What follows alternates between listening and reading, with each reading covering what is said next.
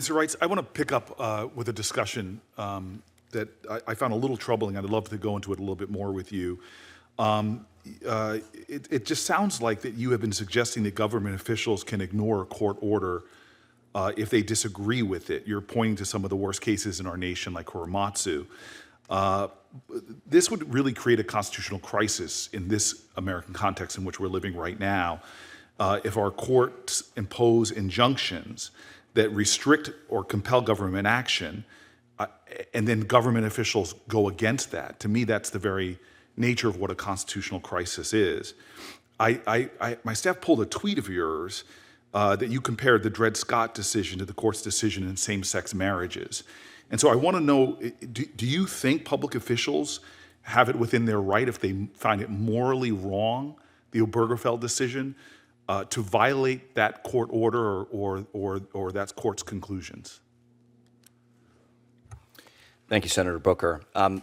My position I've been consistent on, which is that parties to the litigation are bound by the lawful holdings of their respective court.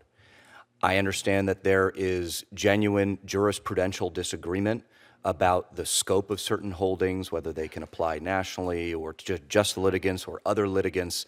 But I think that it is a fair discussion for attorneys in good faith to discuss the scope of a holding of a case. I find academic discussions important in our national dialogue, but you're being nominated for a very important position. And my question to you, I guess, is very plain, is if you morally disagree with a court order, do you believe you can defy that court order, that the Trump administration, that the government, that you in your position can defy that court order? Senator Booker, I appreciate the clarification. However, just a general reference in this hearing to a litigant morally disagreeing to the decision of a court, in my opinion, is too hypothetical for me to be able to answer with precision. Do you understand that that is not a comfortable assurance for me when there is credible concerns about the Supreme Court making a decision as in Obergefell and having an administration that feels that it can defy that? You're not giving me great confidence by stating unequivocally that we are a nation that respects the separation of powers, the role of the courts.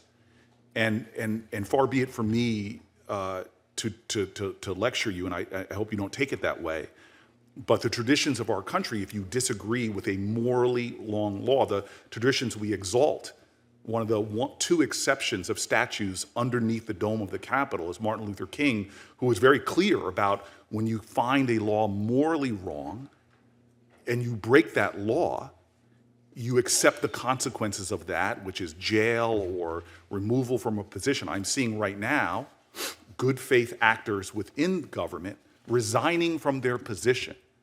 That is a very different tradition, that vaunted tradition in our country, than a person in a position like you were nominated from, willfully disregarding a court order.